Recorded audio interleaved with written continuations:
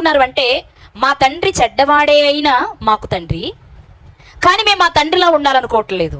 ఒకవైపు వారి తండ్రి చేసిన తప్పుని తెలియచేస్తూ తాము ఆ తప్పులో బ్రతకూడదనుకునే విషయాన్ని నేర్పిస్తున్నారు సమాజానికి అనిపించింది నాకు.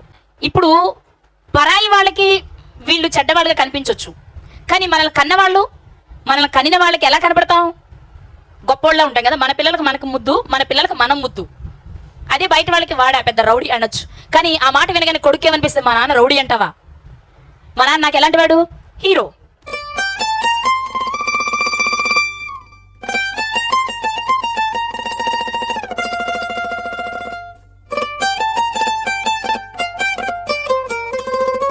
హలో, నాకు ఈ అవకాశాన్ని ఇచ్చిన దేవాతి దేవునికి కృతజ్ఞతాస్తుతులు చెల్లిస్తూ, వాక్యాన్ని వినడానికి చేరువచ్చిన మీ అందరికీ మన ప్రభువు ప్రియరక్షకుడైన యేసుక్రీస్తు వారి నామంలో నా హృదయపూర్వక వందనాలండి. బాగున్నారా? అందరు ఇక్కడే ఉన్నారా?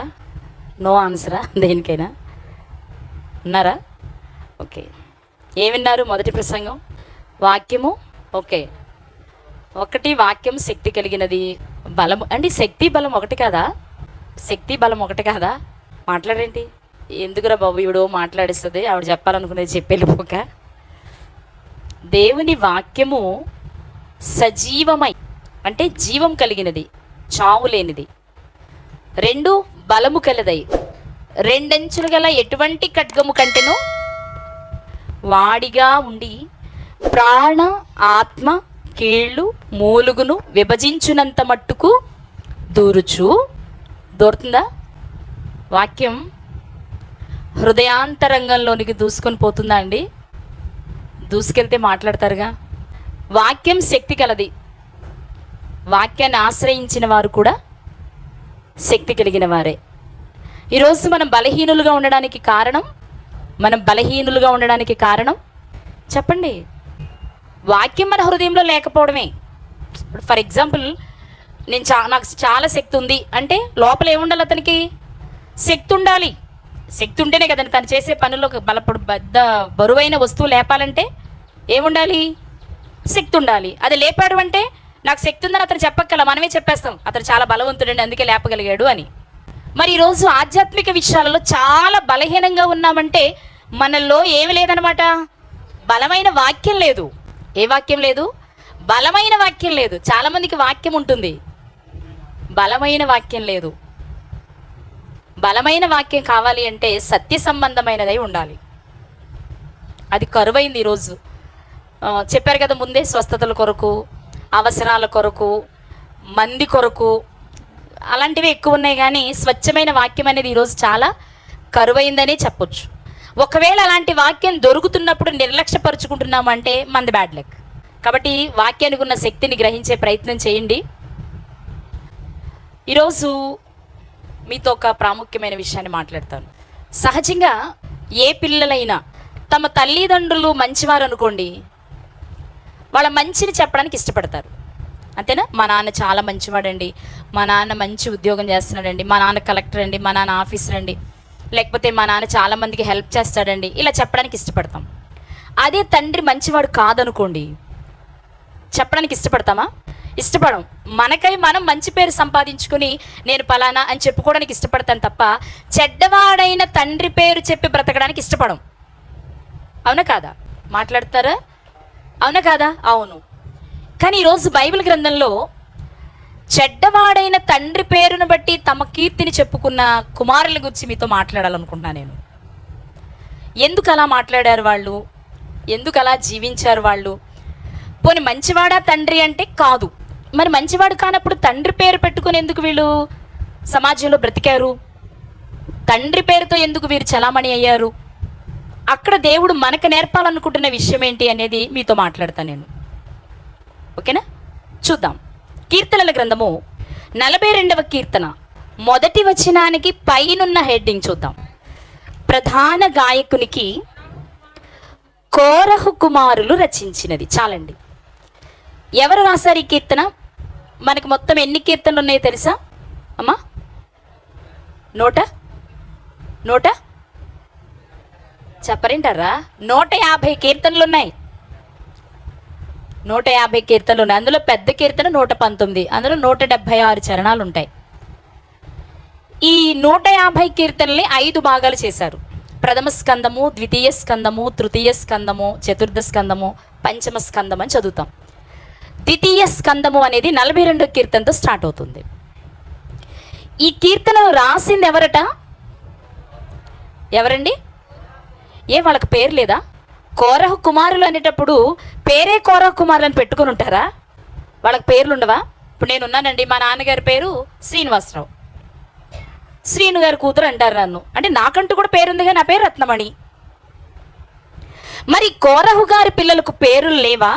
ఒకవేళ ఉంటే ఆ పేర్లతో కాకుండా తండ్రి పేరుతో చలామణి అయ్యారు. మనం ఎక్కడ చూసినా కోరహు కుమారుల గురించి కోరహు కుమారులు రచించిందనే మాటే కనిపిస్తుంది మనకి, వాళ్ళ పేర్లు కనిపించవు. ఒకవేళ ఆ పేరు అంతలా చెప్పుకోవడానికి ఇష్టపడడానికి ఆయనంత గొప్పవాడా? ఇవి మనం ఈరోజు ఆలోచించవలసిన విషయాలు. ఇంతకు కోరహు కుమారులు అనగానే కోరహు అనే పేరు కలిగిన వారు చాలామంది ఉన్నారు పరిశుద్ధ గ్రంథంలో. అయితే ఈ కీర్తన రాసిన కోరహు గారు ఎవరు అంటే, చాలా ఆధారాలను బట్టి మనకు అర్థమయ్యే విషయం ఏంటి అంటే, లేవి గోత్రంలో, లేవి గారు తెలుసు కదా మీకు, యాకోబు గారి కుమారులలో ఒకరైన లేవి గారు ఉన్నారు కదా, ఆయన వంశావళిలో వచ్చిన కోరహు గారు అనమాట ఈయన. ఈ కోరహు గారు వాస్తవానికి తమ కుమారులు ఈ కీర్తన రాసేటప్పటికి ఆయన చనిపోయారు. కానీ వారి పిల్లలు మాత్రం వారి పేర్లతో కీర్తన వ్రాయలేదు. వాస్తవంగా మన కీర్తన చదివేటప్పుడు సొలొమోను కీర్తన అని చదువుతాం, మోషే రాసిన కీర్తన చదువుతాము, ఆసాపు కీర్తన చదువుతాం, దావీదు కీర్తనలు చదువుతాం కదా. అక్కడ వాళ్ళ పేర్లే ఉన్నాయి. వాళ్ళ తండ్రి పేర్లను బట్టి ఉన్నాయా? తండ్రి పేర్లను బట్టి కనిపించే కీర్తనలు ఏవైనా ఉన్నాయి అంటే అవి కోరహు కుమారులు రాసినవే. మరి వాళ్ళు ఎందుకు తమ తండ్రి పేరు పెట్టుకున్నారు? అసలు వీళ్ళకి పేర్లు లేవా అంటే, వీళ్ళకి పేర్లు ఉన్నాయో లేదో మాట చూద్దాం. నిర్గమాకాండము 6వ అధ్యాయము 24వ వచనం. కోరహు కుమారులు అస్సీరు, ఎల్కానా, అబియా, సాపు, వీరు కోరహీల కుటుంబములు. చాలండి. ఇక్కడ మీరు పైన చదువుకుంటూ వెళ్తే ఇస్హారు కుమారులు కోరహు 21వ వచనం. ఇస్హారు కుమారులు ఎవరు అంటే కోరహు, నెపెగు, జిక్రి, ఉజ్జీయేలు కుమారులు మీకు మనకు కనిపిస్తూ ఉంటారు. ఇక్కడ మనం గమనించవలసిన విషయం ఏంటి అంటే, కోరహు అనబడే వ్యక్తి ఎవరు అంటే ఇస్హారు కుమారుడు.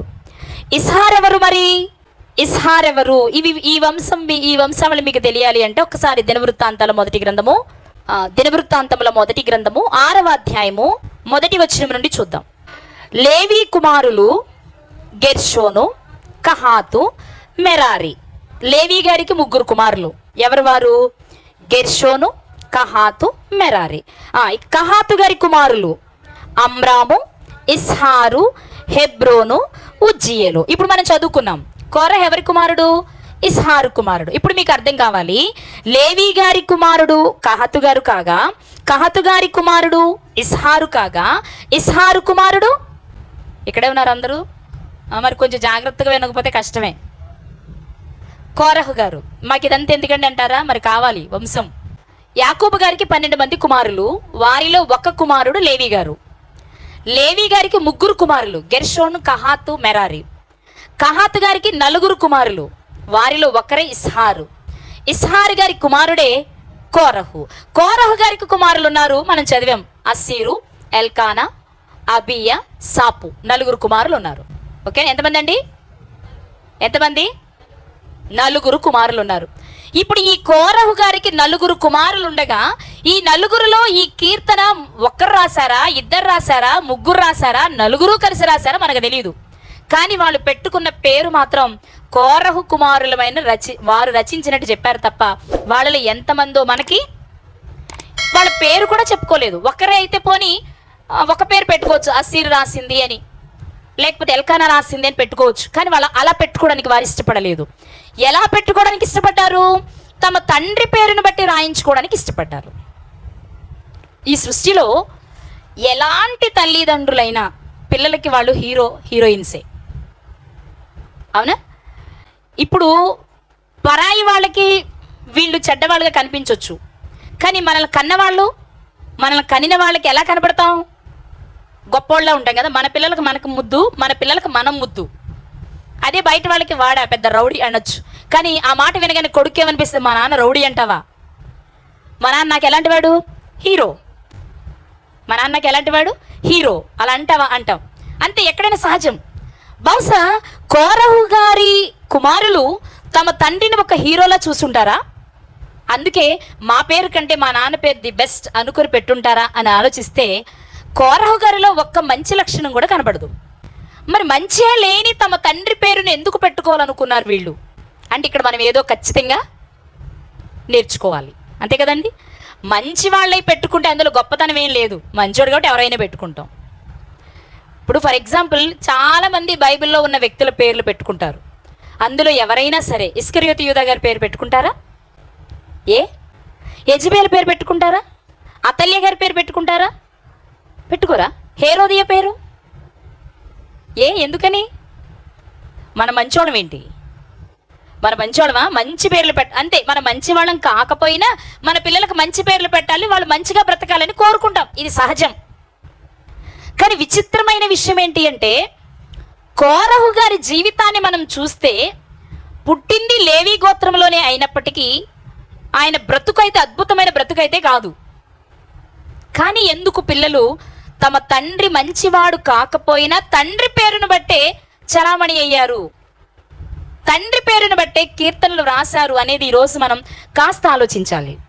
అసలు ఎలాంటి వారు ఈ కోరహు గారు, ఎలాంటి వారు అని కనుక మనం చూస్తే సంఖ్యాకాండము 16వ అధ్యాయము 1 నుండి చదువుదాం.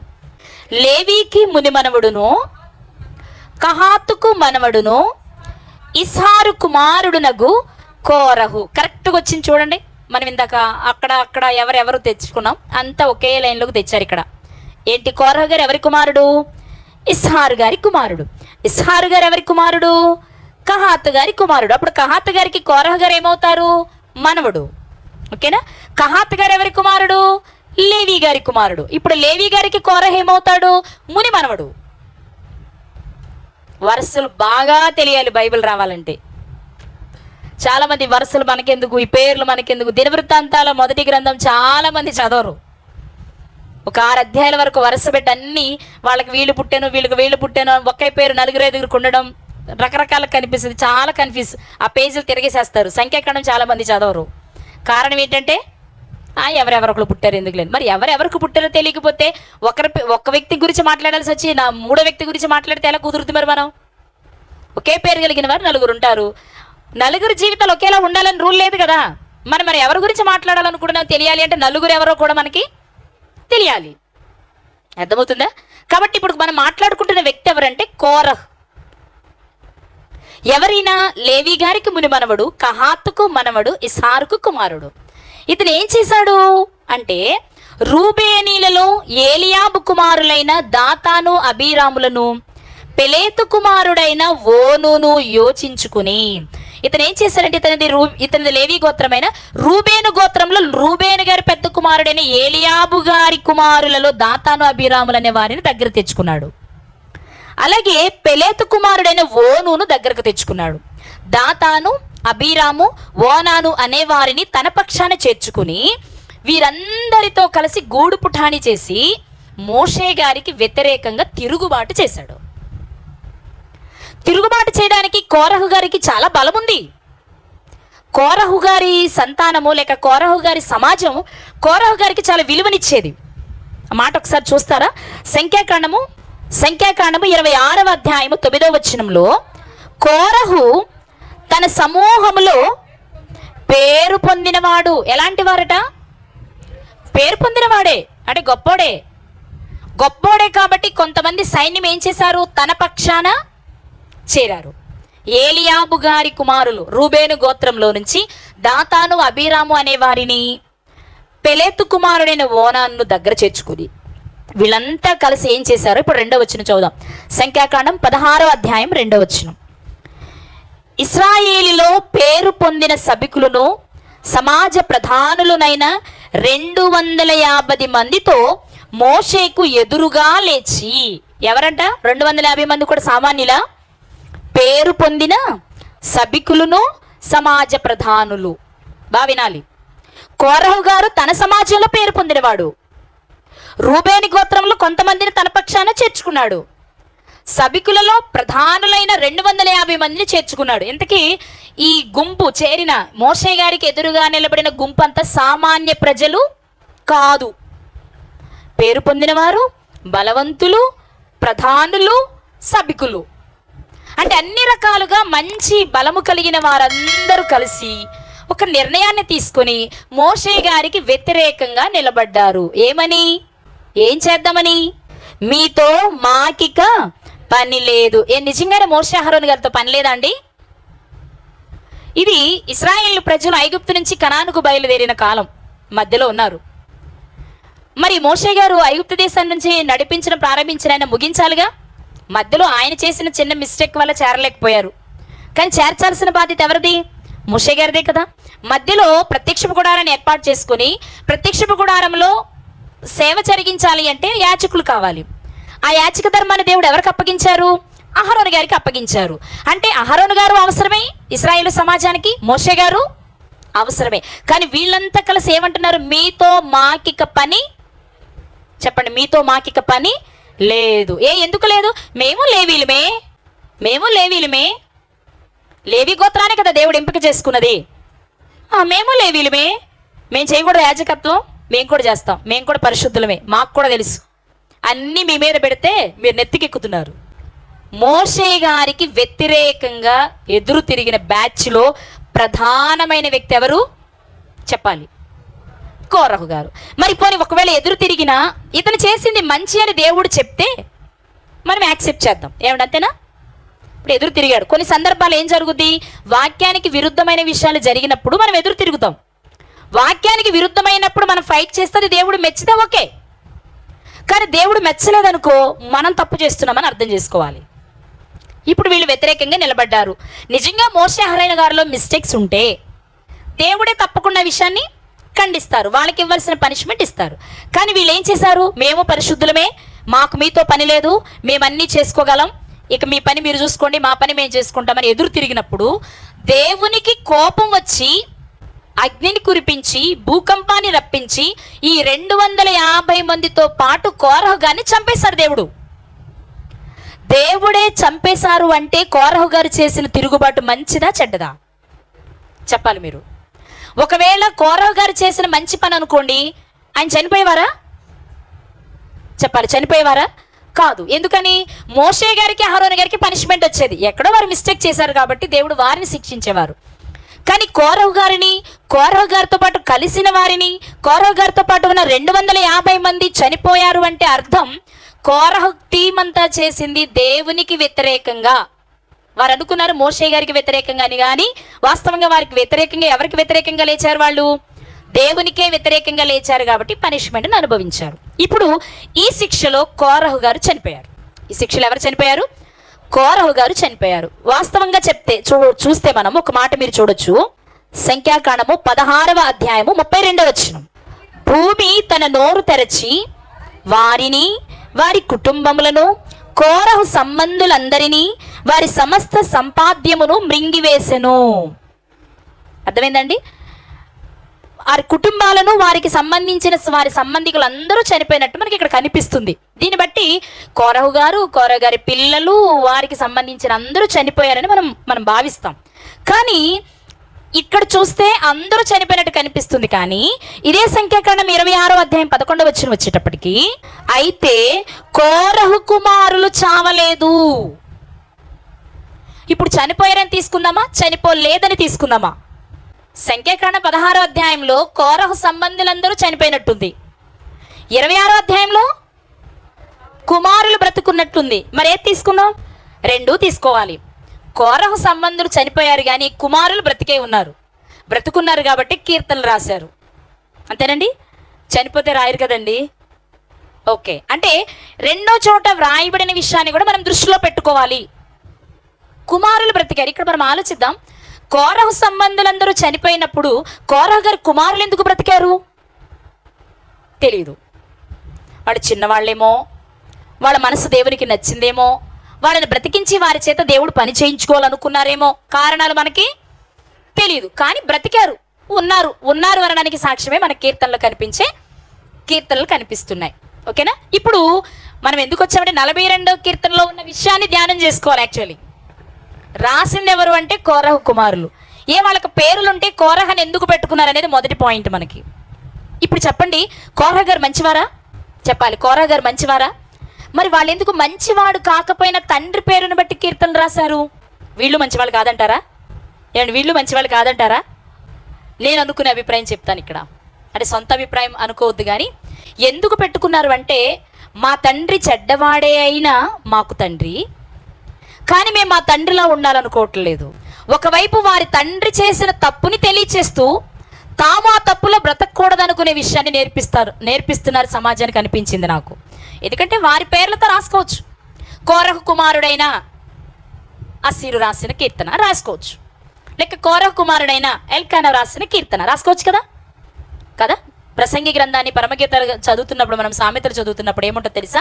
దావీదు కుమారుడైన సొలొమోను రాసిన సామెతలను చదువుతాం, లేకపోతే ప్రసంగి అని చదువుతాం. ఎందుకు అలా చదువుతున్నాం? ఆయన ఎవరి కుమారుడో నోటీస్ చేస్తున్నాడు ఆయన.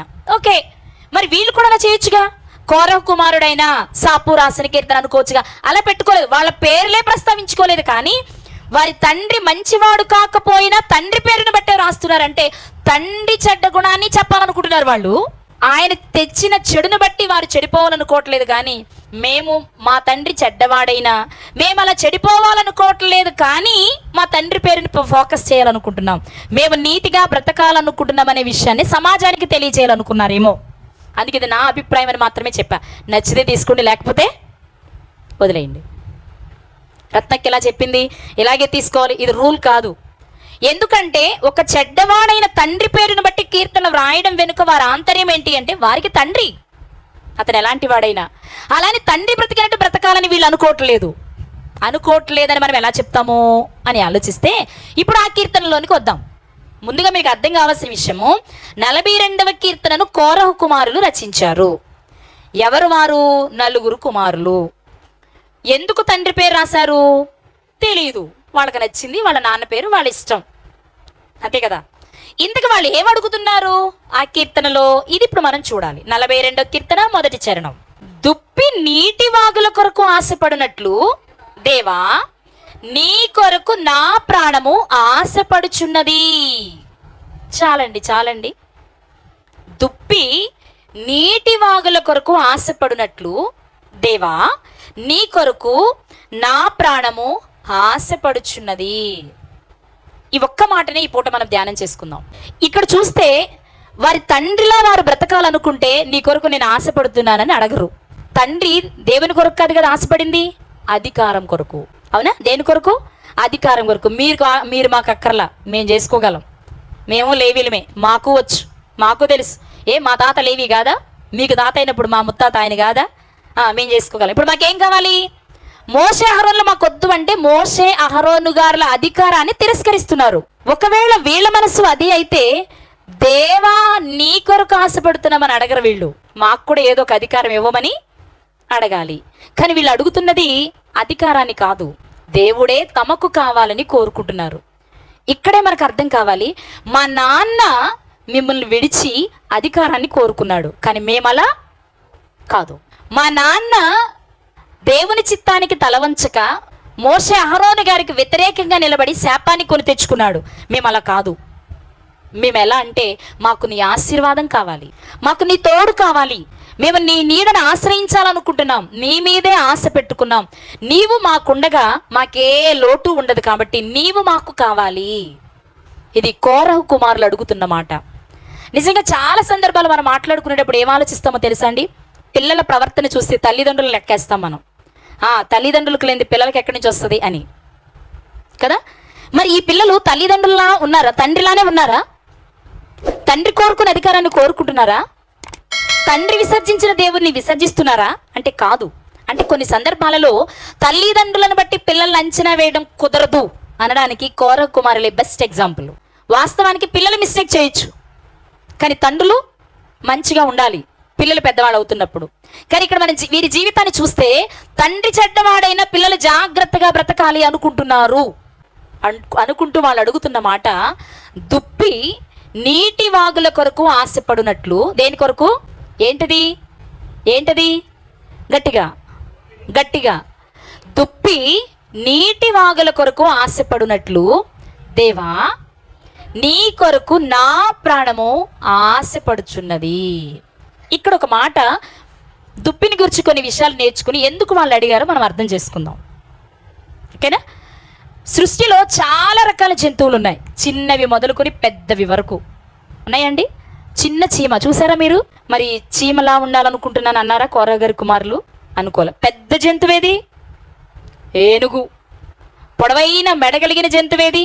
జిరాఫీ. వేగంగా పరిగెత్తగలిగింది ఏది? చిరుతపులి. జిత్తులు మారిదేది? నక్క. మరి వీటిలో ఏదైనా కోరుకోవచ్చు కదా వాళ్ళు. దుప్పిని ఎందుకు కోరుకున్నారు? దుప్పైనా, జింక అన్నా, లేడీ అన్నా అవన్నీ ఒకే జాతివి. ఇక్కడ మనం ఆలోచించాలి, అసలు కోరహ కుమారులు సృష్టిలో పక్షులున్నాయి, జంతువులున్నాయి, జలచరాలున్నాయి, క్రిమి కీటకాలు ఉన్నాయి, వాటిలో చిన్నవి ఉన్నాయి, పెద్దవి ఉన్నాయి. ఇవన్నీ వదిలిపెట్టి దుప్పిని కోరుకోవడంలో ఆంతర్యం ఏంటి? దుప్పిని పోల్చడంలో ఆంతర్యం ఏంటి? ఇది ఈరోజు మనం ఆలోచించాలి. ఓకేనండి? దుప్పిని గురించి కొన్ని విషయాలు మీకు చెప్పి ఎందుకు వీళ్ళు అడిగారో ఆలోచన చేద్దాం మనం. దుప్పిని చూసారా ఎప్పుడైనా? డైరెక్ట్ కాకపోయినా టీవీలో, జియోగ్రఫీ ఛానల్లో కనిపిస్తుంది కదా, చూసారా? ఎలా ఉంటుంది? దుప్పి అనగానే దానిలో ప్రత్యేకంగా కనిపించేది ఏంటి చెప్పండి? కొమ్ములు శాఖలు శాఖలుగా ఉంటాయి. దాని కొమ్ములే దానికి అందం. అర్థమైందా? అందమైనది దుప్పి. దుప్పిని ఎలా గుర్తుపట్టాలి అంటే కొమ్ములు చూస్తే గుర్తుపట్టేయచ్చు. ఈ దుప్పిని పోల్చుకుంటూ మాట్లాడుతున్నాడు ఈ భక్తుడు లేక ఈ భక్తులు. ఏమని? దుప్పి నీటి వాగుల కొరకు ఆశపడినట్లు అన్నారు. ఏంటి, నీరు అన్నిటికీ అవసరం లేదా? దుప్పికే కావాలా? మీకు మంచినీళ్ళు అవసరమేనా? నీళ్లు తాగుతారు మీరందరూ? పక్షులకు నీళ్లు కావాలా? జంతువులకు నీళ్లు కావాలా? అన్నిటికీ నీళ్లు కావాలా? మరి దుప్పి ఆశపడినట్లు అన్నారేంటి? మిగిలిన వాటికి నీరు అక్కర్లేదనా? కాదు. మిగిలిన జంతువులకు దుప్పికి ఉన్న తేడా ఏంటి అంటే, మిగిలిన జంతువులు ఏ నీరైనా త్రాగుతాయి, దుప్పి మాత్రం స్వచ్ఛమైన ప్రవహించే నీరు త్రాగుద్ది. జంతువులన్నింటిలో మీరు కుక్కను చూడండి, వర్షం నీళ్ళు అక్కడున్నా, మురుగు నీళ్ళు అక్కడున్నా చక్కగా నాలుగు పెట్టి తాగేస్తుంది. దుప్పి అలా తాగదు, దానికి ఫ్రెష్ వాటర్ కావాలి. ద సేమ్ గొర్రె కూడా. అర్థమైందా? గొర్రెకు కూడా ఏం కావాలి? స్వచ్ఛమైన వాటరే కావాలి. మరి అలాంటప్పుడు కోరహ కుమారులు గొర్రెలా ఆశపడినట్లు అనొచ్చు కదా, దుప్పిని ఎందుకు పోల్చారు అంటే, నీటి విషయంలో మాత్రమే గొర్రె దుప్పి ఒకలా ఉంటాయి తాగే విషయంలో, కానీ మిగిలిన విషయాలలో గొర్రె కంటే దుప్పి చాలా బాగా పనిచేస్తుంది లేక బాగా ఆలోచిస్తుంది. అవేంటి తర్వాత చూద్దాం. మొదటిగా దుప్పి నీటి వాగుల కొరకు ఆశపడినట్లు అనే మాటలోని ఆంతర్యం ఏంటి అంటే, దుప్పికున్న ఒక మంచి లక్షణం, స్వచ్ఛమైన నీరు మాత్రమే తాగుతుంది. అది స్వచ్ఛం కాదు అనుకుంటే మూత పెట్టదు. మీరు చూడండి, నీరు ఇలా ప్రవహిస్తూ ఉంటే అది తాగుతూ ఉంటుంది. నిలవున్న నీరు దుప్పి తాగదు. విన్నారా? దుప్పికున్న లక్షణాలలో ఒక ప్రాముఖ్యమైన లక్షణం. ఎందుకు దుప్పిని గురించి మనం ఆలోచించాలి అంటే, కోరహ కుమారులు దుప్పితో పోల్చుకున్నారు కాబట్టి. అర్థమైందా? దుప్పికున్న ఒక లక్షణం ఏంటంటే, మంచి లక్షణం, స్వచ్ఛమైన నీరు కావాలి. దానికి ఏ నీరు కావాలి చెప్పాలి? స్వచ్ఛమైన నీరు కావాలి. స్వచ్ఛతను కోరుకునే లక్షణం దుప్పికుంది. ఇక దానికి ఉన్న మరొక లక్షణాన్ని చూద్దాం. సామెతల గ్రంథము 5వ అధ్యాయము 19వ వచనం. ఆమె అతి ప్రియమైన లేడీ. ఎలాంటి దుప్పెట? లేడీ అన్నదే అతి ప్రియమైన లేడీ, అందమైన దుప్పి. ఇక్కడ దుప్పికున్న ఒక లక్షణం కనిపిస్తుంది. ఏంటది? అందం. ఏంటండి దుప్పికున్న లక్షణం ఏంటి? అందం. మొదటిది ఏమనుకున్నాం? స్వచ్ఛమైన నీటిని కోరుకుంటుంది. 2, అందం దాని సొంతం. దుప్పికున్న లక్షణం ఏంటి చెప్పండి? రెండోది అందం. ఏంటది? అందం. 3 చదువుదాం. సామెతల గ్రంథము 6వ అధ్యాయం 5వ వచనం. సామెతల గ్రంథము 6వ అధ్యాయం 5వ వచనం. వేటకాని చేతిలో నుండి లేడి తప్పించుకొనున్నట్లు. దీనికి ఉన్న 3వ లక్షణం, ప్రమాదము నుండి తప్పించుకునే జ్ఞానం కలిగినది. దుప్పుకున్న లక్షణం ఏంటండి? 3వ లక్షణం ఏంటి? యుక్తి కలిగింది. మీకు వన్ వర్డ్లో చెప్పాలంటే యుక్తి కలిగింది. ప్రమాదాన్ని చూసి తప్పించుకోగలిగిన యుక్తి కలిగింది. ఓకే, 4వ లక్షణాన్ని చూద్దాం. యెషయా గ్రంథము 35వ అధ్యాయము 6వ వచనం. కుంటివాడు దుప్పి వలె. ఏమండి, గంతులు వేసేది ఒక దుప్పేనా? కోతి గంతులేదా? ఆ బాధ భరించడం మరి మీకు తెలుసలేదు, కానీ మేము భరిస్తున్నామండి. రోజు మా రేకుల షెడ్ మీద అటు నుంచి ఇటు నుంచి అటు తిరుగుతుంటే ఆ గంతులకి చెవిపోటు వచ్చేస్తుంది. ఎందుకు అలా కోతుల గంతులు వేస్తామంట మనం కూడా పిల్లల్ని తిట్టేటప్పుడు. అంటే గంతులు వేయడంలో కోతి కూడా, కానీ కోతి గంతులు మనకి నచ్చవు, దుప్పి గంతులు నచ్చుతాయి. అది అందంగా చేస్తుంది అనమాట. అందుకే అడుగుతున్నాడు భక్తుడు ఏమని, కుంటివాడు ఎలా ఉంటాడట? దుప్పి వలె గంతులు వేయును. అంటే అందంగా నాట్యం చేయగలదు, అందంగా నడవగలదు. ఏంటది చెప్పాలి, ఏంటది చెప్పండర్రా? దుప్పి. ఇప్పుడు నేను దుప్పికున్నవి 4 చెప్పాను. 1 స్వచ్ఛమైన నీటిని త్రాగుతుంది, 2 అందమైనది, 3 యుక్తి కలిగినది, 4 చురుకైనది. ఓకే, అంటే మనకు అర్థమయ్యే భాషలో చెప్పండి. చక్కగా గంతులు వేస్తాంటే ఏంటి? చాకచక్యంగా చురుకుగా ఉంటుంది, అందంగా గంతులు వేయగలదు. ఈ 4 లక్షణాలు ఉన్న జంతువు ఏదంటే దుప్పి. స్వచ్ఛమైన నీటిని కోరేది గొర్రె, కానీ మిగిలినవి గొర్రెకి ఉండవు. గొర్రె చురుగ్గా ఉంటుందండి, ఊసులో వంట నడవనా వద్దా అన్నట్టు నడుస్తుంది. చక్కచక్క నడుస్తుందా? నడవదు. అర్థమైందా? యుక్తి కూడా ఉండదు దానికి పెద్దగా. ముందు నడిచే యజమాని ఎటు నడుస్తాడో అంతే, లేకపోతే ముందు గొర్రె ఎటు నడుస్తుందో ఇది అంతే. అందుకంటే గొర్రెల మంది అంటాం మనం ఎవరైనా తిట్టేటప్పుడు, ముందు ఎవరు చేస్తే అదే ఫాలో అవుతారు తప్ప ఆలోచన శక్తి దానికి ఉండదు. కానీ దుప్పి అలా కాదు. నేను ఛానల్లో చూశాను, దుప్పు గురించి స్టడీ చేస్తున్నప్పుడు చూస్తే ఎలా తప్పించుకుంటున్నది అని ఆలోచించినప్పుడు, అది వాస్తవంగా దుప్పి చేసే పని ఏంటి అంటే, దుప్పికి స్వచ్ఛమైన నీరు కావాలి కదా, ఈ నీటిని వెతుక్కుంటూ బయలుదేరుతుంది. అది ఎక్కడ పడితే అక్కడ తాగదు కదా, స్వచ్ఛమైన నీరు కావాలంటే వెతుక్కోవాలి కదా, వెతుక్కుంటూ బయలుదేరింది. జనరల్గా ఎడారి ప్రాంతంలో నీరు వయాసిస్లు అంటాం, దాన్ని ఏమంటారు, ఎండమావులు ఉంటాయి కదా, అవి ఎలా కనిపిస్తాయి? నీళ్ళులానే ఉంటాయి. ఇది అనుకుంటుంది పాప, అబ్బా ఎంత స్వచ్ఛమైన నీరు నా కోసం ఉంది అనుకొని అక్కడికి వెళ్తుందట. అక్కడికి వెళ్ళేటప్పటికి అక్కడ నీరు ఉండదు. అలా నీరు వెతుక్కుంటూ అరణ్యంలోకి వెళ్ళిపోద్ది. ఏంటది? దుప్పి. ఈ అరణ్యంలో వెతుక్కుంటూ వెళ్ళేటప్పుడు ఎక్కడో సింహమో తోడేలో ఏదో ఆహారం కొరకు ఇది ఎదురు చూస్తూ ఉంటుంది. దుప్పిని క్యాచ్ చేస్తుంది, అది చూస్తుంది. చూసిన వెంటనే వచ్చి ఒక్క పట్టున దుప్పిని పట్టేసుకుంది.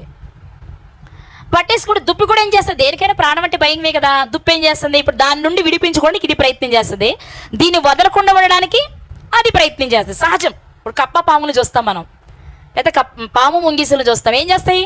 ఎవరికంటే బ్రతకాలని, ప్రాణం మీద వాటికి తీపే కాబట్టి బ్రతకాలనుకుంటాయి. ఎవరో ఒకరే గెలుస్తారు కదా. ఇప్పుడు ఈ దుప్పి నీటి కొరకు వెతుక్కుంటూ వెళ్ళేటప్పుడు శత్రు చేతికి చిక్కుద్ది. అంటే దానికంటే పెద్ద జంతువు ఏదో తినడానికి వచ్చినప్పుడు చిక్కినప్పుడు చాలా ప్రయత్నం చేస్తుంది. చేసి ఇక నేను ఓడిపోతాను, గెలవను అనుకున్నప్పుడు టప్పును పడిపోయినట్టు యాక్షన్ చేసింది. అది ఇలా పడిపోగానే ఇంకా సింహం ఏమనుకుంది, ఇంక ఇది చచ్చింది, ఇక నన్ను తప్పించుకుని ఎక్కడికి పోదులే అనుకుని వదిలింది. ఎప్పుడైతే వదిలిందో చెంగు నరుక్కుని వెళ్ళిపోయింది.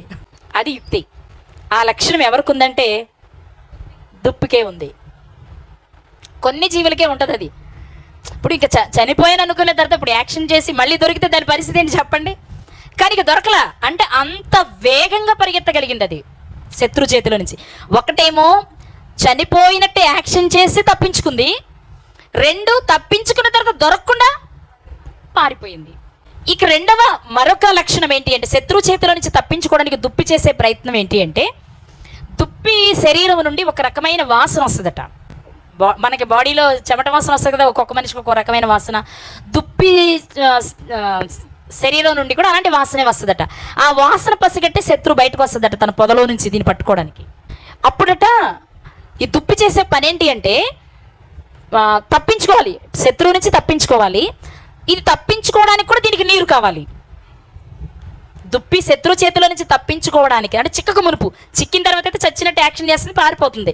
చిక్కక మునుపు దానికి ఏం కావాలంటే నీరు కావాలట. దుప్పి వేగంగా పరిగెడుతూ ఉంటుంది శత్రు చేతిలో నుంచి తప్పించుకోవడానికి. పరిగెడుతూనే నీరు ఎక్కడుందో వెతుక్కుంటుందట. అసలు శత్రు చేతిలో తప్పించుకోవడం ఎంత వేగంగా పరిగెత్తాలి? చిరుతే వచ్చింది అనుకుందాం, అన్నిటిలో వేగవంతమైనది ఏది? చిరుతపులి. చిరుతపులే వచ్చింది అనుకుందాం, దాన్ని తినడానికి ఎంత వేగంగా పరిగెత్తాలి? ఇప్పుడు అది చాలా వేగంగా పరిగెత్తాలి కదా. ఆ వేగంగా పరిగెత్తేటప్పుడు కూడా దాని కళ్ళు తప్పించుకోవడానికి అవసరమైన నీరు ఎక్కడుందో వెతుక్కుంటుందట. వెతుక్కొని ఆ నీరు కనిపిస్తే చెంగు నురికేస్తుందట అందులోకి. అందుకే దాని కాళ్ళు, కుంటివాడి కాళ్ళు ఎలా ఉండాలని చెప్పారు యెషయా గ్రంథంలో? దుప్పి వలె గంతులు వేయును. దుప్పితో ఎందుకు పోల్చారంటే అంత వేగంగా, అంత చాకచక్యంగా ఉంటుందట దుప్పి. నీటిలో ఉరికేస్తుంది. ఉరికేసి చేసే పని ఏంటి అంటే దుప్పి నీటిలో ఉరకగానే లోపలికి ఉరకదు, ఒడ్డునే ఉంటుంది. ఒడ్డునే ఉండి లోపలికి ఉరకగానే తన రెండు కొమ్ములు శాఖలు ఉంటాయి, ఈ రెండు కొమ్ముల్ని మట్టికి ఇలా గుచ్చుద్దట. గట్టు పక్కనే ఉంటుంది కదా, లోపలికి ఉరకకుండా ఆ రెండు కొమ్ముల్ని ఆ గట్టుకు ఆన్ చేస్తుంది, నొక్కి పెట్టేస్తుంది. ఇప్పుడు ఏం చేస్తుంది? నొక్కి పెట్టేయడం వల్ల ఏం జరుగుద్ది? లోపలికి జారదు. అది లోపలికి జారితే ఏమవుతుంది? ఎక్కువ నీరుంటే చచ్చిపోద్ది కదా. అందుకని ఏం చేస్తుంది? చెంగును ఉరకడమే, గట్టు పక్కన ఉరికిన వెంటనే తన రెండు కొమ్ములు గట్టుకు ఆంచి పెట్టి ఉంచుద్దట. అప్పటికి అది లోపలికి వెళ్దు. మరి బ్రతకాలిగా ముక్కు రంధ్రాలు మాత్రమే బయటికి పెడుతుందట, పైకి జస్ట్ ఇలా గాలి పీల్చుకోవడానికి. శరీరం అంతా నీటిలో ఉంచుద్దట. శరీరం అంతా నీటిలో ఉండేటప్పటికి దాని శరీరం నుండి వచ్చే వాసన రాదికి. ఇప్పుడు నీటికి తడిసిపోయింది కదా, దాని నుండి స్మెల్ మనకైనా అంతే కదండి. చెమట పట్టింది, స్నానం చేస్తే అంతే, మళ్ళీ పడతా కావాలంటే తర్వాత మళ్ళీ చేస్తే పోద్ది. ఇప్పుడు అది కూడా ఏం చేస్తుంది? శత్రువు కూడా ఎలా వేటాడద్దంటే ఆ వాసన పసిగట్టే ఎటెళ్ళిందో వెనకబడుతుంది అది. అందుకు అదేం చేస్తుంది? నీరెక్కడుందో చూసుకుంటూ, మరి ఇప్పుడు అందరికి వెళ్తేనే కదా తప్పించుకోగలదు, వెతుక్కుంటూ నీరు దొరకగానే అది చనిపోకుండా ఉండడానికి కొమ్ములు అదిమి పెట్టి, మరొక వైపు గాలి పీల్చుకోవడానికి ముక్కు పైకి పెట్టి, శరీరం అంతా నీటిలో పెట్టి ఎన్ని రకాలుగా ఆలోచిస్తుంది చూసారు శత్రువుని తప్పించుకోవడానికి. ఇప్పుడు వస్తుంది అక్కడికి, చిరుతో పుల్లో ఏదో ఒకటి వచ్చింది, చూసుకుంటుంది. వాసన రాదు కదా, ఎటెళ్ళిందో అర్థం కాదు. కొమ్ములేమో నొక్కు పెట్టేసింది, మనిషి అది మొత్తమేమో నీటిలో ఉండిపోయింది, కనబడది కదా దానికి. చూసి అటు చూసి ఇటు చూసి అరే భలే తప్పించుకుపోయింది దుప్పి అనుకుని అది వెళ్ళిపోద్ది. వెళ్ళిపోయాక ప్రశాంతంగా బయటకు వస్తుంది అటు. ఇది ఎంత తెలివిగలదో చూడండి. ఎవరు మనం దొరికితే కోసుకు తినడానికి ప్రయత్నిస్తాం తప్ప దాని నుంచి ఏమి నేర్చుకోవడానికి ప్రయత్నం మాత్రం చెయ్యం. కానీ మనకుందా అంత జ్ఞానం? ఇప్పుడు మీకు అర్థం అవ్వాలి, కోరహు గారి కుమారులు దుప్పి ఆశపడినట్లు అని దుప్పితో తమ జీవితాలను ఎందుకు పోల్చుకున్నారు అంటే ఇందులో చాలా విషయాలు ఉన్నాయి. ఒకటి, దుప్పి స్వచ్ఛమైన నీటిని కోరుకుంటుంది. ఇదిగో మేము స్వచ్ఛంగా బ్రతకాలనుకుంటున్నాం. స్వచ్ఛమైన మాటలు ఎక్కడ దొరుకుతాయి? దేవుని దగ్గరే. బైబిల్ పట్టుకునే వాళ్ళందరి దగ్గర కూడా దొరకవు. అందరూ నటీనటులే కదా ఈ రోజుల్లో. దీన్ని ఎవరికి అనుకూలంగా వాళ్ళు మలుచుకునే వాళ్ళే కదా. వాస్తవాన్ని చెప్పేవాళ్ళు ఎవరు? ఖండించే వాళ్ళు ఎవరు ఉన్నారు? ఒకవేళ ఖండిస్తే మాత్రం నచ్చేది మనకు నచ్చుదా? గట్టిగా తిడితే మనకి ఇవాళ ఒకసారి ఓర్చుకుంటారు, రేపు ఓర్చుకుంటాం, మూడోసారి క్యాన్సిల్. పద్దా తిడితే ఎవరు వస్తారు కదా. స్వచ్ఛమైన కోరహు కుమారులు దుప్పి నీటి వాగుల కొరకు ఆశపడినట్లు అనడంలో ఆంతర్యం ఏంటి అంటే మేము స్వచ్ఛమైన మాటల కొరకు ఎదురు చూస్తున్నాం. అవి నీ దగ్గరే దొరుకుతాయి కాబట్టి నీ వైపే ఎదురు చూస్తున్నాం. నీవు మాకుంటే స్వచ్ఛమైన మాటలు మాకు లభిస్తాయి. ఆ స్వచ్ఛమైన మాటలు మమ్మల్ని నిత్య జీవానికి చేరుస్తాయి. ఇది కోరహు కుమారులకున్న ఆశ. మరి వాళ్ళ ద్వారా ఈరోజు దేవుడు మనకు నేర్పేదేంటి? నా మాట అర్థమైందండి? దుప్పి స్వచ్ఛమైన నీరు కావాలి, అలాంటి స్వచ్ఛమైన మాటలు నాకు కావాలి లేక మాకు కావాలి అని కోరహు కుమారులు అడిగారు. అంటే ఈరోజు మనం చేయాల్సిన పని ఏంటి? స్వచ్ఛమైన వాక్యం ఎక్కడ లభిస్తే అది మాకు అందేలా చేయమని మనం అడగాలి. కానీ మనం అలా అడుగుతామా? ఏదైనా వాక్యమేనండి పర్వాలేదు, మా ఇంటికి దగ్గరగా ఉంది, ఇక్కడికి వెళ్తానంటాం మనం ఈరోజు. ఏదో ఒకటి లేండి బ్రతకడానికి నీరు అనుకొని ఆ అరణ్యంలో ఆ ఎండ చలమలు చూసుకుంటూ ఆ శత్రువుల చేతికి చిక్కి ప్రాణభయంతో అంతలా బాధపడటం కంటే ఏదో ఒక నీరు తాగి బ్రతకొచ్చుగా దుప్పి.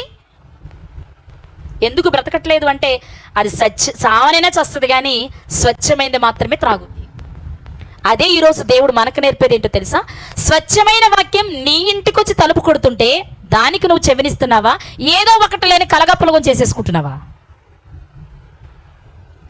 బ్రతకాలి కలకాలం అంటే స్వచ్ఛమైన వాక్యం ఉండాలి మనకి.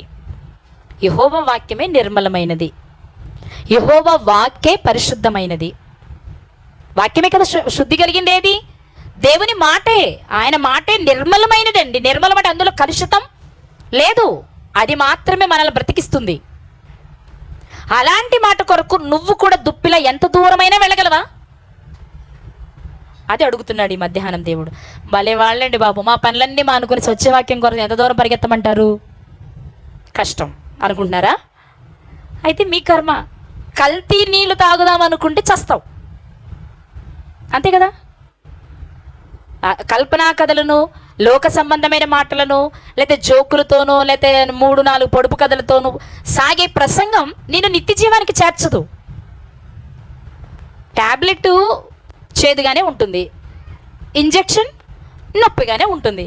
అది మాత్రమే నీ రోగాన్ని తీయగలదు. అబ్బాయి ఇది చేదుగా ఉంది కానీ తీయగా ఉంటుంది, 5 స్టార్ చాక్లెట్ తింటానంటే రోగం పోద్దా? పోదు. అదే చెప్తున్నారు.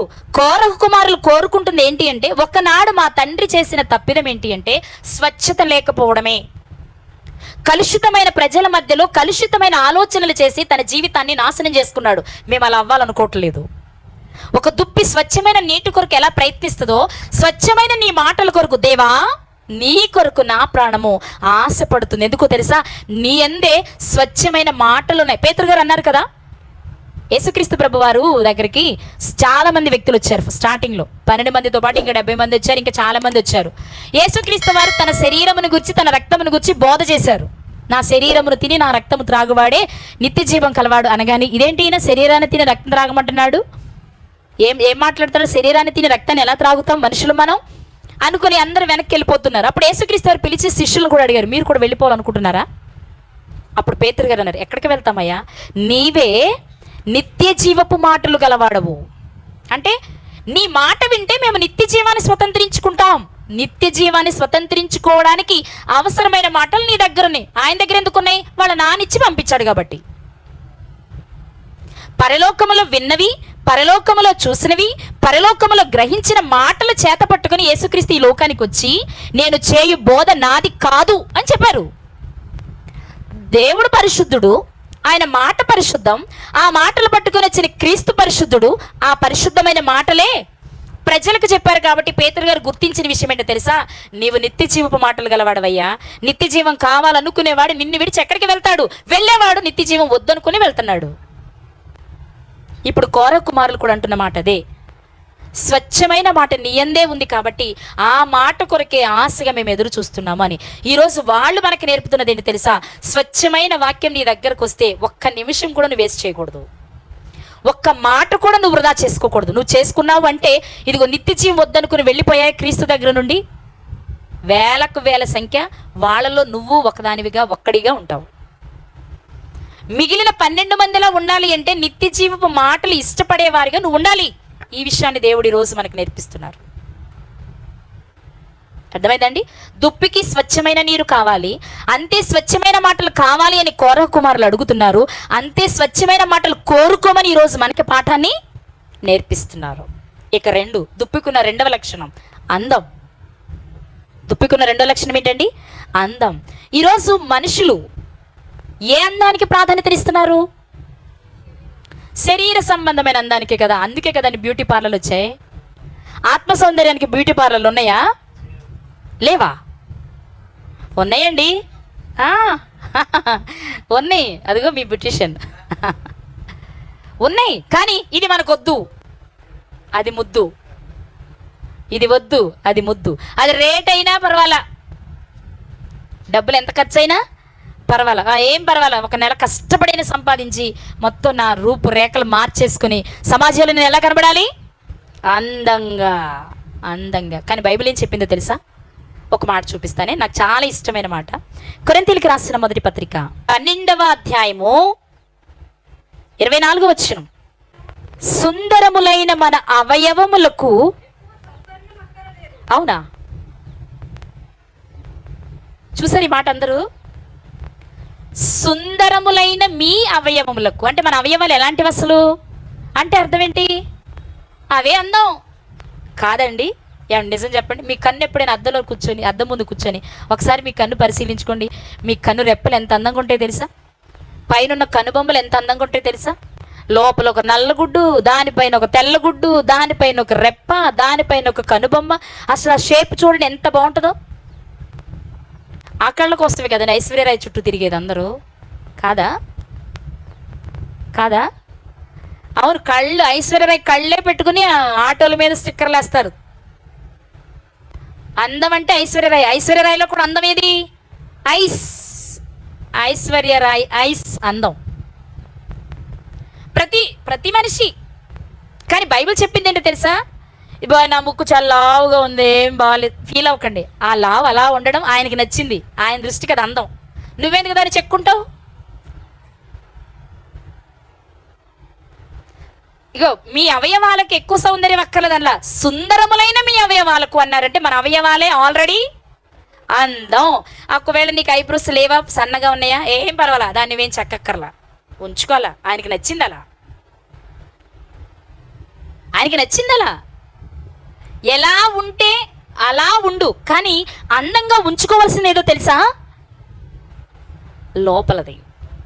అది సాధువైనట్టియు మృదువైనట్టియు గుణము అను అక్షయ అలంకారము గల మీ హృదయపు అంతరంగ స్వభావం అలంకారంగా ఉంటే అది దేవుని దృష్టిలో మిగుల విలువ కలది. అసలు ఆయన దృష్టికి విలువైన అలంకారం వదిలేసాం.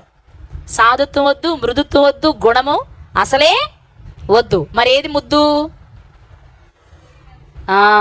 ఏ పౌడర్ రాస్తే రంగు మారుతాను నేను, ఏ బ్యూటీ పార్లర్లో బాగా చేస్తారు మనకి, ఏ కమ్మి పెడితే నా ముక్కుకి అందం వస్తుంది, ఏదో ఒకటి పెట్టుకుంటే చాలే అనుకోవడం ఒక రకం, లేకపోయినా పర్వాలేదు అనుకోవడం ఇంకో మంచి రకం, కానీ ఇదే కావాలి అనుకోవడం భయంకరం. సరే పెట్టుకో, నువ్వు ఎలా ఉంటావంటే ఒకటి తగు మాత్రంగా ఎవరికి ఇబ్బంది లేకుండా ఉంటే ఓకే, నో ప్రాబ్లం. కానీ లోపలేమో భయంకరమైన కల్మషాన్ని పెట్టుకుని పైకి నువ్వు ఎంత మేకప్ అయితే మాత్రం ఏంటి? అంతేనండి. అందం అనేది సహజంగా రావాలి. ఆ సహజ అందం ఎలా వస్తుందంటే గుణం బాగుంటే, లోపల మన గుణం బాగుంటే, మన మాట బాగుంటే, అబ్బాయి ఎంత బాగా మాట్లాడారండి, వాళ్ళని చూస్తే భయం వేసింది కానీ వాళ్ళు మాట్లాడితే చాలా బాగుందండి అనుకుంటా. అబ్బా ఆవిడ ఎంత అందంగా ఉందండి, నోరు తెరిస్తే కంపండి. ఏది బెస్ట్ అంటారు? ఏది బెస్ట్ అండి? పైకి అందంగా ఉండి నోరు తెరిస్తే మాట మాట్లాడడం రాని అందం బాగుంటుందా? అందంగా లేకపోయినా అందంగా మాట్లాడి నలుగురిని ఆకర్షించి నలుగురిని చేర్చుకోవడం బాగుంటుందా? ఏం తెలియట్లేదా మీకు? ఏ అందం కావాలి ఇప్పుడు మరి మనకి? భౌతికమైనదా, ఆంతరంగికమైనదా? ఏ సౌందర్యం కావాలండి? మాట్లాడండి గట్టిగా. ఏ సౌందర్యం కావాలి? అయిపోయిందండి నా టైము. ఏది? దుప్పి నుండి దేవుడు మనకు నేర్పిస్తున్న పాఠం, లేక కోరహ కుమారుల ద్వారా దేవుడు మనకు నేర్పిస్తున్న పాఠం ఏంటో తెలుసా? అది సహజంగా అందమైంది. దానికి అదే బ్యూటీ పార్లర్కి వెళ్తుందా? దుప్పి వెళ్ళిందా? మీకు అక్కడ ఎప్పుడైనా అడ్రస్ చెప్పిందా? వెళ్ళదు. దేవుడిచ్చిందే దానికి అందం. ఆ అందంతోనే సరిపెట్టుకుంటుంది. కోరహ కుమారులు అంటున్నారు, సాధువైనట్టు మృదువైనట్టు గుణము అనే అక్షయాలంకారం కలిగిన వాడు ఎప్పటికీ అందగాడే. ఈరోజు మనకు నేర్పిస్తుంది కూడా అదే. నీ హృదయపు అంతరంగ స్థితి బాగోకుండా నువ్వు పైకి ఎంత మేకప్ చేసినా నువ్వు అందంగా కనబడవు దేవుని దృష్టిలో. లోకం దృష్టిలో ఒకళ్ళు అందంగా కనబడాలి, అందంగా తయారైంది కదా ఈవిడ, అందంగా బాగుంది కదా ఈవిడ, చాలా అందంగా ఉంది కదా అనుకోవచ్చేమో, లేక అందంగా ఉన్నాడు కదా అనుకోవచ్చేమో, కానీ అది దేవుని దృష్టిలో మెచ్చే అందమైతే కాదు. కాబట్టి రెండవ లక్షణం ఏంటి మనం నేర్చుకోవాల్సింది అంటే ఆధ్యాత్మిక సౌందర్యం కలిగిన వారిగా మనం ఉండాలని దేవుడు కోరుకుంటున్నాడు. శరీర అవయవాలకున్న అందానికి నువ్వేం చేయక్కర్లా, అవి ఆల్రెడీ అందమైనవే. అదేంటండి నా కాలు కుంటిది కదా అందంగా ఉన్నాను? అవును, అందంగానే ఉన్నావు. కుంటికాలు ఇచ్చింది ఆయన కదా, మనం చేసుకున్నది కాదు కదా. గుడ్డి వాళ్ళగా పుట్టించాడా, మూగవారిగా పుట్టించాడా? ఏది చేసినా పుట్టించింది ఎవరు? కాబట్టి మనం లోపం కలిగిన వారు మనం ఫీల్ అవ్వక్కర్లేదు. అలా ఉండడం ఆయనకి ఇష్టం కాబట్టి ఆయన స్తుతించడమే మనం చేయవలసిన పని.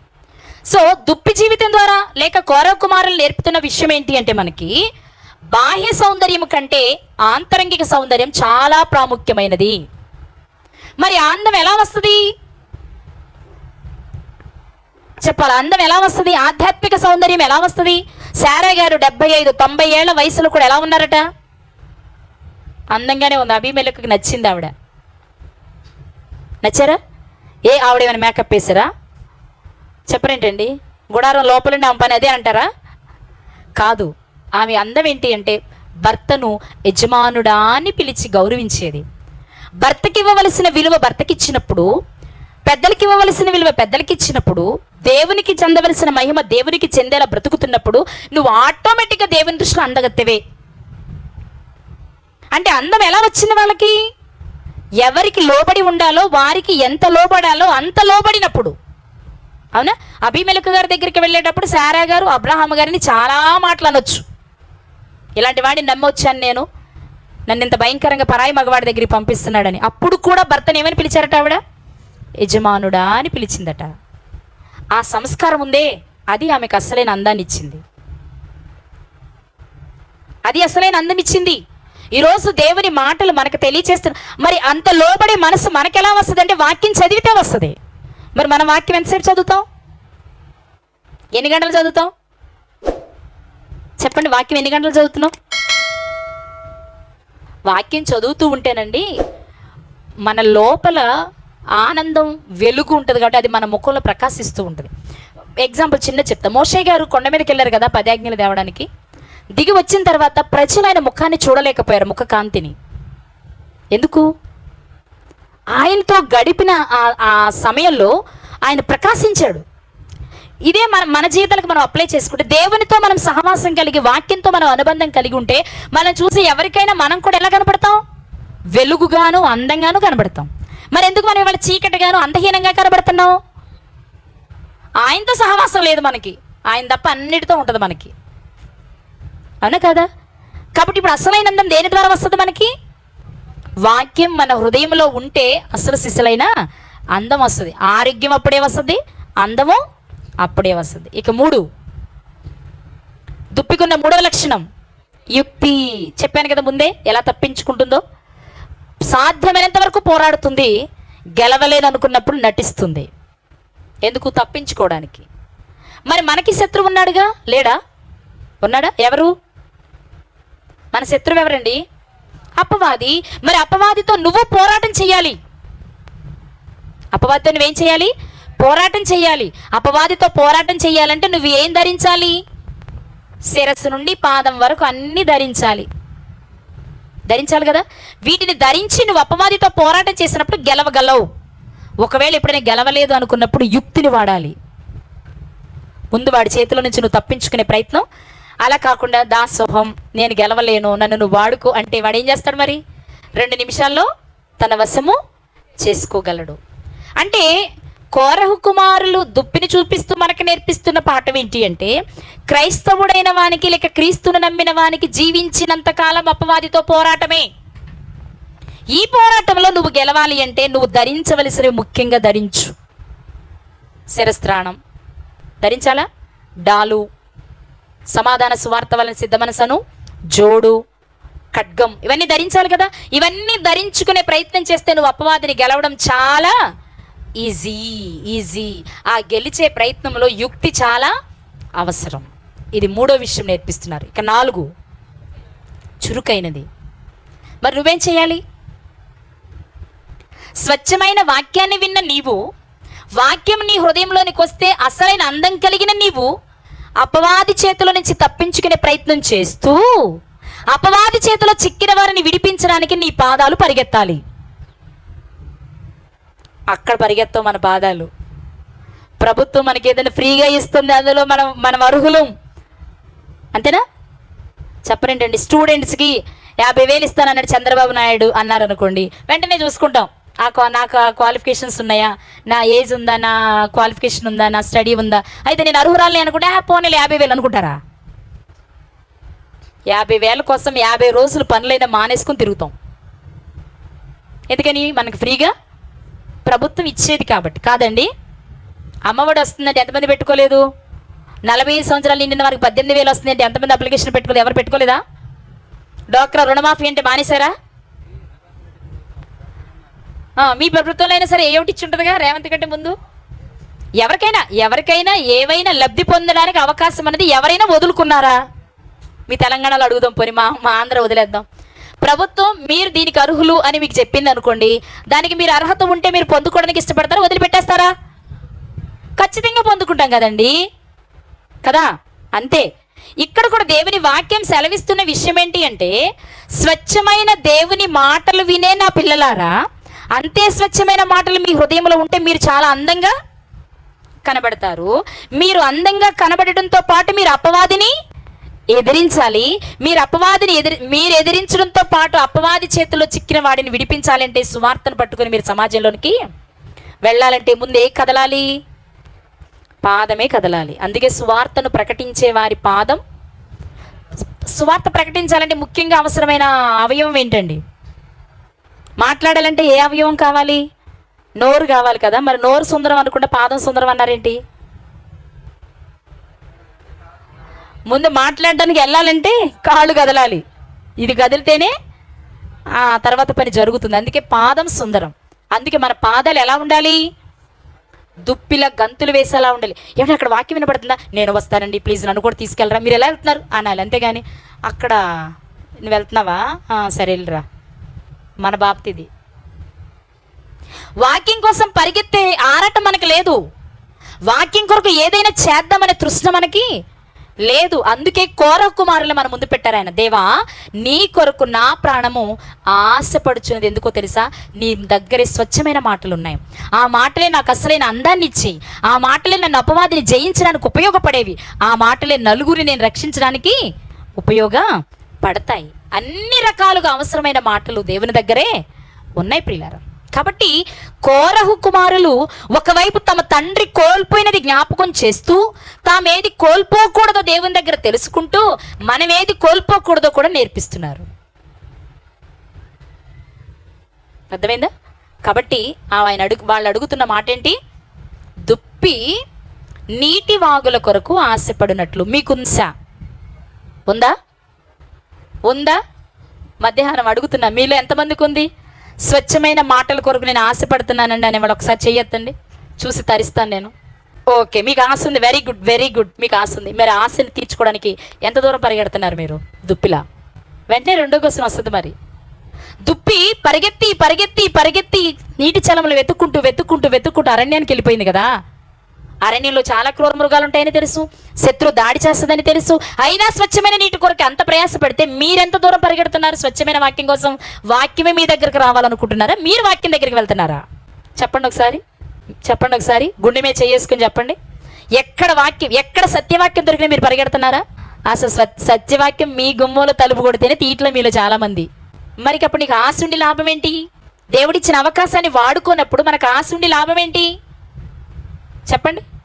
వాడుకుంటే అందం, వాడుకుంటే జయించగలం, వాడుకుంటే కొంతమందిని రక్షించగలం. కొంతమందిని రక్షించాలన్నా, అపవాదిని జయించాలన్నా, మనం అందంగా కనబడాలి అన్నా, వీటన్నిటికీ మూలం స్వచ్ఛమైన వాక్యం కొరకు ఆశ ఎంతుందో అది తీర్చుకోవడానికి ఆలోచన అంత ఉండాలి. దాన్ని సంపాదించడానికి వేగం అంత ఉండాలి. దానికోసం ఎంత ప్రయాస అయినా మనం ఈరోజు పడాలి. అలా ఉన్న రోజు దేవుడు తృప్తిపరుస్తారు ఆశగల ప్రాణాన్ని. అంతేగాని ఆశ ఉంచుకొని ఏ ప్రయత్నం చేయనప్పుడు మనకి ఎలా లభిస్తుంది? నాకు స్వచ్ఛమైన నీరు కావాలండి, నేనున్న చోటు నుంచి ఇంచి కదలను అందనుకుంటే దుప్పి తన దప్పికి తీరుతుందా? తీరాలంటే ఏం చేయాలి? వెతుక్కుంటూ వెళ్ళాలి. ఈరోజు దేవుడు మనల్ని అడుగుతున్న మాట, స్వచ్ఛమైన దేవుని మాటల కొరకు నువ్వెంత వెతుకుతున్నావు, నువ్వెంత తిరుగుతున్నావు, నువ్వెంత సంపాదిస్తున్నావు అని మీరు ప్రశ్న వేసుకోండి. మీరు సంపాదించుకుంటే చాలా సంతోషం, కానీ అవకాశం ఉన్నా సంపాదించుకోలేకపోతే మీకంటే దురదృష్టవంతులు ఇంకెవ్వరూ ఉండరు. మరి దురదృష్టవంతులుగా ఉండాలనుకుంటారో, అదృష్టవంతులుగా ఉండాలనుకుంటారో మీకే నిర్ణయానికి వదిలిపెట్టేస్తున్నా. తలలోంచండి, ప్రార్థన చేసుకుందాం. పరిశుద్ధమైన మా కన్న తండ్రి, ఉన్నతమైన మీ నామమునకు యేసుక్రీస్తు ప్రభువారి ద్వారా కృతజ్ఞతాస్తుతులు చెల్లిస్తున్నాము నాయన. నిజమే, దేని విషయంలో మాకు ఆకలి ఉండాలో, దేని విషయంలో మాకు దప్పిక ఉండాలో ఈరోజు మీరు మాకు నేర్పించారు నాయన. స్వచ్ఛమైన వాక్యం కరువైన కాలంలో ఎక్కడో ఒక చోట ఆయన స్వచ్ఛమైన మీ మాటలు వినబడుతున్నప్పుడు, అవి మా దగ్గరికే వస్తున్నప్పుడు మేము వాటిని ఎంతవరకు స్వీకరించగలుగుతున్నామో, స్వీకరించిన మాటల ప్రకారం ఎంతవరకు బ్రతకగలుగుతున్నామో మమ్మల్ని మేము పరీక్షించుకోవడానికి మీరు ఈరోజు మాకు అవకాశం ఇచ్చారు తండ్రి.